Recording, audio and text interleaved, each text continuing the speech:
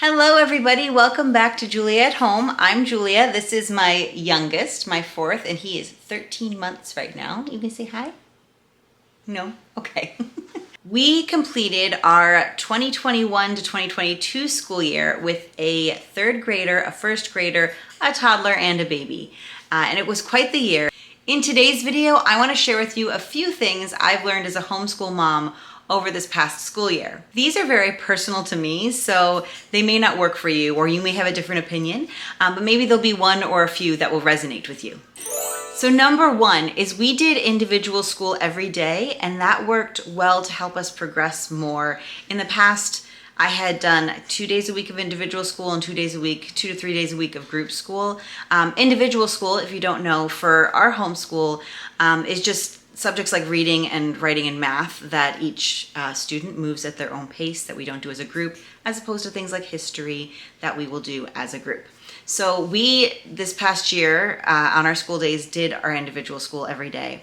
And one thing, in addition to that, I guess 1B here that I'm learning, is that I learned is it was really helpful to me as well to split up the mommy-directed subjects, I guess if that makes sense, for my third and first grader on different days. So let me explain a little further because I don't know if that makes sense. So in the past, when we've done individual school a couple times a week, I would be doing our logic of English and math with them, and I'd work with one student and then another, and I would try to have them working on stuff at the same time, but it was very intensive for me and took a lot of my time. And so what I did this year, instead, because we were doing individual school every day they had some reading, writing, and math.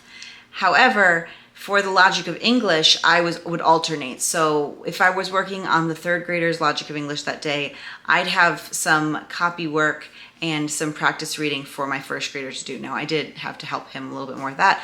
But on the other side, on the other days when I was doing logic of English with him, then my third grader had her own reading and writing that she didn't need me for. So that actually really saved me time and stress. So I really liked that. As my first lesson, individual school every day, split up the mommy intensive subjects for different days. Number two is do math early and get it done. So I started this partway through the year or towards the end of the year where I'd have actually one of them do math while the other one did piano and then switch off, so that was done early in the day. And actually we would try to do both of those while my husband, like before he went down to work, so he was available to help either with math or with wrangling toddlers and babies while I helped with math. So that worked really, really well, and we will continue that as we move forward as long as it works. Number three is also about math, and that is I really enjoyed using somebody else's program along with math manipulatives that I would present. So in the past, I've done my combination of Charlotte Mason and Montessori math, which I will use again with my younger children, and I will link that video here as well. But that's very intensive and hands-on for me, and also involved me coming up with equations and really sitting there through every part of the process. And so as they get older, I really need to be able to hand some more off to them. And I also love that I don't have to think as much about what we're covering next and in what order, because I use a math program and it does that for me. We use Math Mammoth and I really enjoy it. And then I can add on manipulatives. So when we are doing, addition or subtraction, if I want to pull out just some beans or gems, or even the golden beads work really well, the Montessori golden beads, for when you're doing like the tens and the hundreds and everything, exchanging. So I can use those for multiplication. We've got the bead chain. So I have a lot of the Montessori manipulatives, but also just like other, like, again, beans, buttons, things like that, that are pretty cheap and easy to use. I think are great to tie into math. That way they still have that benefit of the concrete presentation and practice, but without so much work and time from me. So I think it's the best of both worlds. Number four, partnership writing worked really, really well with my third grader. So we actually started it in her second grade year, but this helped us move from oral narrations to written narrations, instead of just jumping in and saying, okay, now write down your narration without, any intermediate step. What we did is had her orally narrate to me. I would write it down, and then she would copy what I wrote. So she was still narrating herself, but then it took out the added challenge of the handwriting and the spelling and the grammar and all that. And so that really helped us ease in. She is now doing written narrations without the partnership as well. And sometimes if it's a particularly hard topic, I will still do the partnership writing. That is a technique I heard from Julie Bogart on Brave Writer, and it worked really well for us. The next one is big for me, and I am still figuring out how I'm going to implement it. So in the elementary years, we don't need to do a full history and science curriculum. I know this. I've known this, but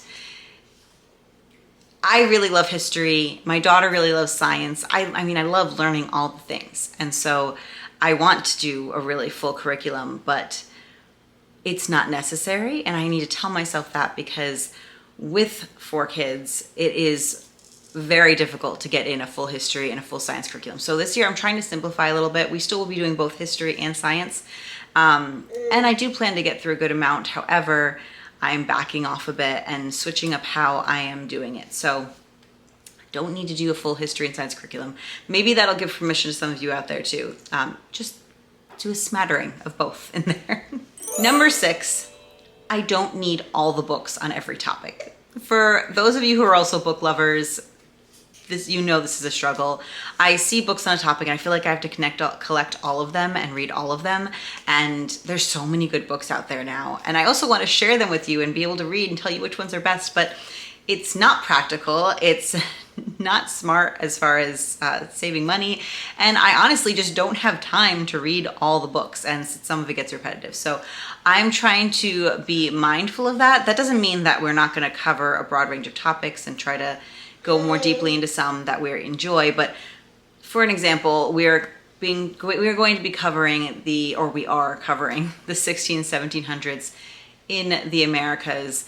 And one topic that I want to touch on is the Salem witch trials. I have a book on the Salem witch trials. There are more. I don't need them. So this is a message to me, a reminder to me, just one book per topic will do. Number 7 is more of a reminder to myself that I really enjoy reading read-alouds to my children, like chapter books, good literature, fun books, not just picture books. And I really missed that this year. The toddler and the baby were actually much more difficult as far as reading aloud, or made read aloud much more difficult than in the past. My older 2 at any age could just like sit down and listen to a book forever, but that's not the case with my toddler, and also juggling the baby was just hard this year. The baby is down. We're gonna see how it goes. It might be a little loud, sorry. There it is. Okay, I was talking about reading aloud. I really missed it, and so we need to find some ways to engage the toddler and the baby more, or occupy them, so we can do more reading aloud. So that's something we've been working on. We've already started working with the toddler, seeing if we can increase her attention span and just have some more quiet activities for them to do and try to time it right. So we're gonna be working on that so we can get back to the reading that I love to do this year. Connected to that is, it is hard for me to sit down and read a physical book, and I love to read. It's those of you who are, book nerds, it's like part of your identity. I am a person who loves to read. It's who I am. And I especially love historical fiction. And I also read a lot more nonfiction now that I'm an adult. Didn't really do that as a kid. But again, finding time to actually physically open it is really difficult. It feels like they notice when I do that, and then they need all the things. So I've actually been using audiobooks more this year. I don't know why I didn't do it more before. I've always listened to podcasts, so I don't know why I haven't done it more, but I have an Audible account, and it's been really helping me read more of the books that I want to read, and that's been great. So hopefully we'll continue with that. More books read for me, which just makes me happier too.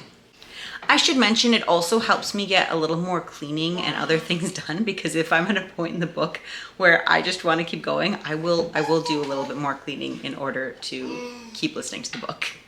Okay, this is an extremely personal thing. Well, maybe not. We'll see. Let me know in the comments. I don't want to homeschool in April and May.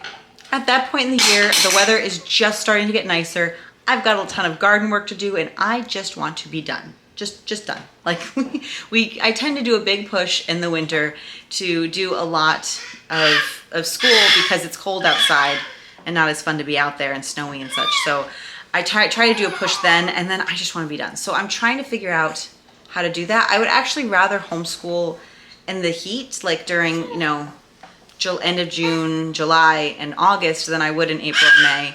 However, I do feel like we also need a summer break, and there's swim lessons. Anyway, you know, scheduling issues. But we're homeschoolers, so we have some freedom. So I'm trying to figure out if I can make it happen that I just don't have to homeschool in April and May. Okay, number 10, things I learned in this past year. Again, my baby just turned 1, and I learned that having 4 kids is hard. No, you think I would have been able to guess that, but it just is. It's definitely been the hardest transition for me. Hang on, he's climbing. It is hard. It is hard. That's why there's not as many videos up right now, and I'm hoping to get back to it more. But he's starting to move. My toddler is all the toddler things. She is so smart and adventurous, but that needs a lot of hands-on attention, and I'm trying to homeschool the 2 older ones. So I think it's the combination of ages and just the stage of life. It's hard. So anything we get done is good, right? Hopefully that was entertaining for you at least. And if you agree with any or have your own things that you learned this past homeschool year, comment below, and it's really fun to see everybody's comments. I'm gonna have to go feed this one because, again, having babies and 4 kids is hard. And we'll talk to you later, friends. Bye. You wanna say bye? You say bye? No? No, you're angry. Okay. All right, bye.